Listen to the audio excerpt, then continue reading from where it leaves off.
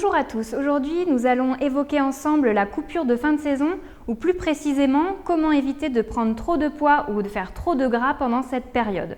En général, cette période dure entre 2 à 5 semaines, mais ça ne veut pas dire forcément passer 5 semaines avachis dans le canapé, à grignoter des chips ou du Nutella.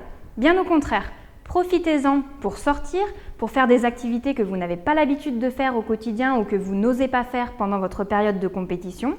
Profitez également des derniers rayons de soleil afin d'emmagasiner un maximum de vitamine D pour passer l'hiver.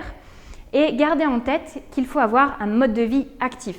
En effet, des études ont montré qu'il était plus bénéfique pour la santé d'avoir un mode de vie actif, c'est-à-dire de se déplacer essentiellement en marchant ou à vélo plutôt qu'en voiture, d'emprunter les escaliers plutôt que l'ascenseur, de faire du ménage, du jardinage, plutôt que d'avoir un mode de vie sédentaire, c'est-à-dire rester toute la journée assis derrière son écran, mais en faisant en parallèle 3 séances de 30 minutes de sport par semaine.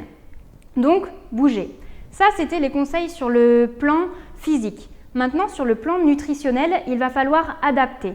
Forcément, vous arrêtez de faire du sport, votre organisme n'en a pas l'habitude, il va dépenser moins, donc il va falloir que vous consommiez moins. Cependant, votre appétit, lui, va ralentir moins rapidement que vos besoins réels. Tout d'abord, il va falloir penser à réduire vos apports en glucides. Quand vous faites moins de sport, vous avez moins besoin de glucides.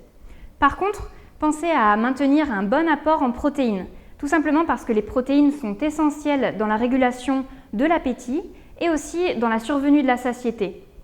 Consommez également à foison des fruits et légumes car vous aurez besoin de leurs vitamines et minéraux pour aider votre système immunitaire à combattre tous les microbes de la mauvaise saison. En parallèle, vous pouvez débuter votre coupure ou bien intégrer à votre coupure une cure détox de 2 ou 3 jours, c'est-à-dire que pendant 2 ou 3 jours, vous allez consommer un seul aliment au choix, par exemple un bouillon de légumes ou du raisin ou des pommes. Ça va permettre tout simplement à votre organisme de lutter contre toutes les toxines, d'éliminer les toxines accumulées tout au long de l'année et de repartir sur de bonnes bases.